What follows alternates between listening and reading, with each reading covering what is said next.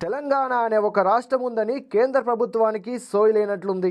రాష్ట్రం ఆవిర్భవించి పుష్కర కాలం దాటినా విభజన చట్టంలోని ప్రాజెక్టులు ఆర్థిక సహాయం నిధులు ఎలాగో కేటాయించరు. కానీ కనీసం బడ్జెట్లో కేటాయింపులు కూడా తెలంగాణకు దక్కడం లేదు. 10 ఏళ్ల తెలంగాణ అన్ని రంగాల్లో అభివృద్ధి చెందుతోంది.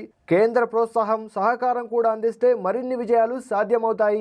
రాష్ట్రంలో మొత్తం 17 మంది, కాంగ్రెస్ బీజేపీలకు చెరో 8 మంది చొప్పున ఎంపీలున్నారు. కాంగ్రెస్ వాళ్ళంటే ప్రతిపక్ష ఎంపీలు కాబట్టి వారికి ప్రాధాన్యం ఇవ్వకపోవచ్చు. కానీ రాష్ట్రం నుంచి కేంద్ర మంత్రులుగా కిషన్ రెడ్డి, బండి సంజయ్ ఉన్నా కూడా తెలంగాణకు కేంద్ర బడ్జెట్ లో ₹1 కూడా రాలేదు. వీరి వలన తెలంగాణకు దమ్మిడి ప్రయోజనం లేదు.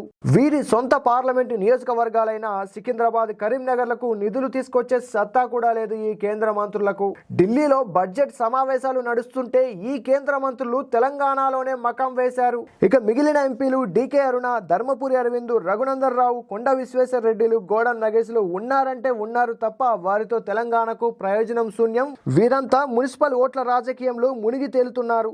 రాష్ట్ర ప్రయోజనాల కన్నా రాజకీయ ప్రయోజనాలకు ప్రాధాన్యం ఇస్తున్న ఈ 18 మంది బీజేపీ, కాంగ్రెస్ పార్టీ ఎంపీలతో తెలంగాణకు గ్రహణం పట్టుకుంది. తెలంగాణ కోసం పోరాడే ప్రధాన ప్రతిపక్షం బీఆర్ఎస్ పార్టీకి లోక్సభలో ప్రాధాన్యం లేకపోవడంతో నిధుల కోసం పోరాడే అవకాశం లేకుండా పోయింది. కేంద్ర బడ్జెట్ లో తెలంగాణకు వివక్ష జరుగుతుండడంతో ఇప్పుడు కేసీఆర్, బీఆర్ఎస్ పార్టీ విలువ ప్రజలకు తెలుస్తోంది.